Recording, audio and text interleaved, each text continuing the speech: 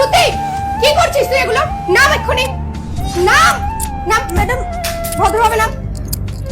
ও কাজ করছিস না যাতে তাড়াতাড়ি বাড়ি চলে যেতে পারিস? আসল কাজগুলো তো করছিস না। কখন দিয়ে তোকে বলে যাচ্ছি জলগুলো ভর, আমি জল খাবো, আর এখানে এসে ফ্যান পরিষ্কার করছে। যা গিয়ে জল ভর। হ্যাঁ আমি করে দিচ্ছি। নাম।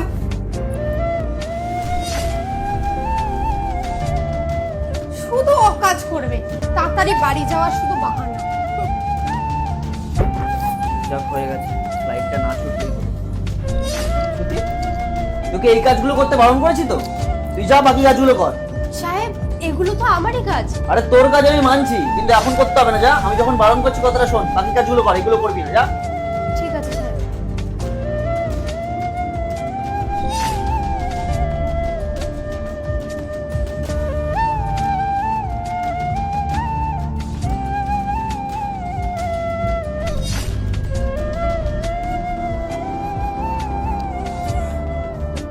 কি রে, তুই আবারও কাজ করছিস?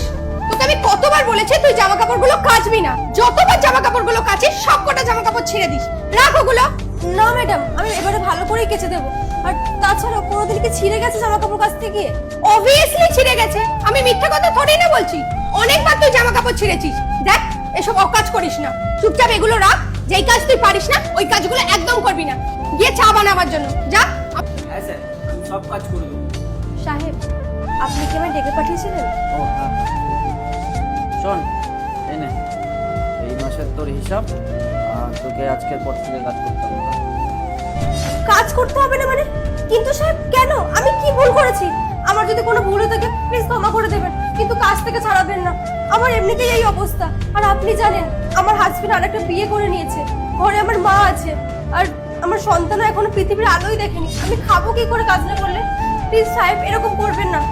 তুই দেখ, এটা কোনো জোর জবরদস্তি না। এমনিতে তুই এসব কাজ করতে পারছিস না, জোর করে লাভ নেই, ছেড়ে দে। সাহেব একটু শুনুন না, এরকম করবেন না। আমি দুমুঠো খেতে পারবো না, প্লিজ কাজটা আমার কেড়ে নেবেন না। তোকে কে বললো তোর কাজ কেড়ে নিয়েছে? তুমি নিশ্চয়ই ওকে সবটা বলনি। আজকে দেখবো ওকে শয়তানকে হারিয়ে মাকে জিতিয়ে দেয়। মাকে ভালোবাসলে ভিডিওতে লাইক করে চ্যানেলটি সাবস্ক্রাইব করে দিও, আর শয়তানকে ভালোবাসলে কিছুই করা লাগবে না। সেই কারণে ও এত ভয় পাচ্ছে।